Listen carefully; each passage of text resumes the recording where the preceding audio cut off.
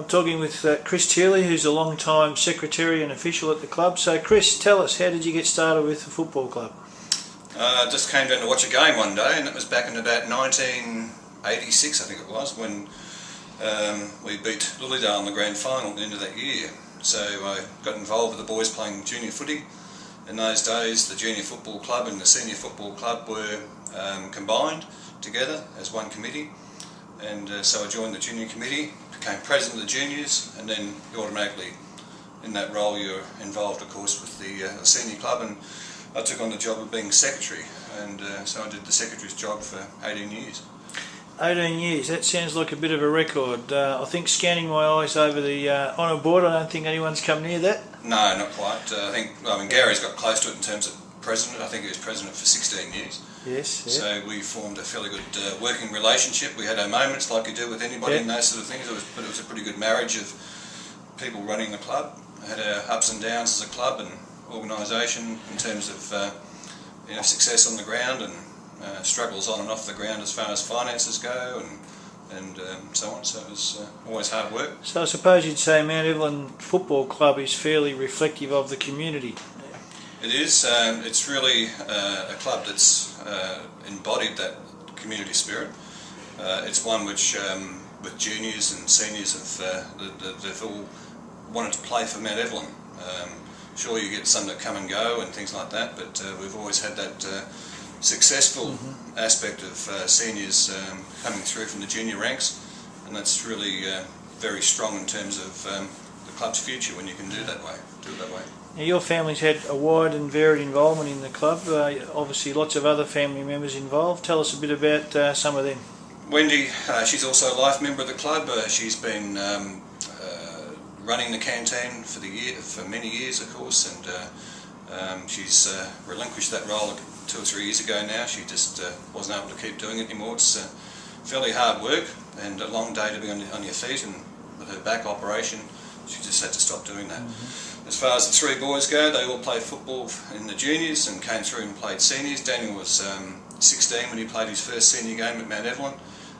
He became captain of the club. He was captain for 5 years.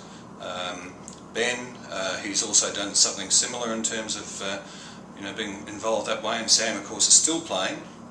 Ben took on the role of being coach of the reserves in 2009, and Daniel, of course, has carried out a lot of roles over many years, for being barman for 4 or 5 years to numerous other roles.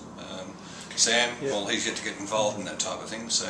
No, he's probably got his time ahead of him. Who knows? Oh, he has, yes. So, just hearing some of that, that's just a long time history with the club. Great support.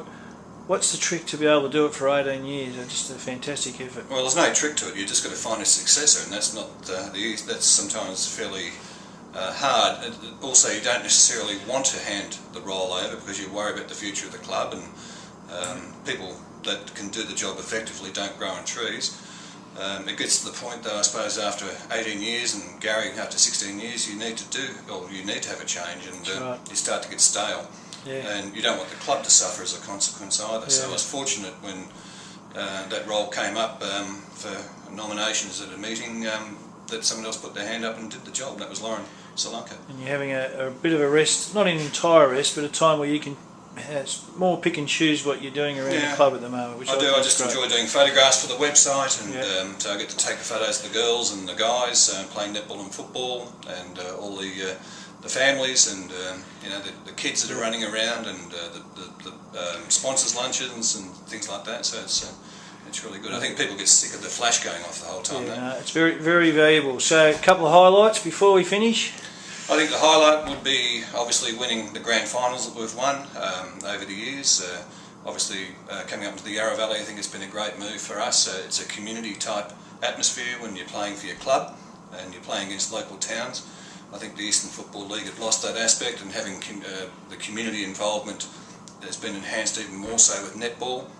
It's bringing new blood into the club with families and so on. Family atmosphere.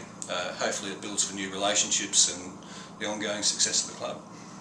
Chris, thank you for that summary. 18 years in 5 minutes, but on behalf of the club, thanks for all the time you've done to date, and may there be many years more.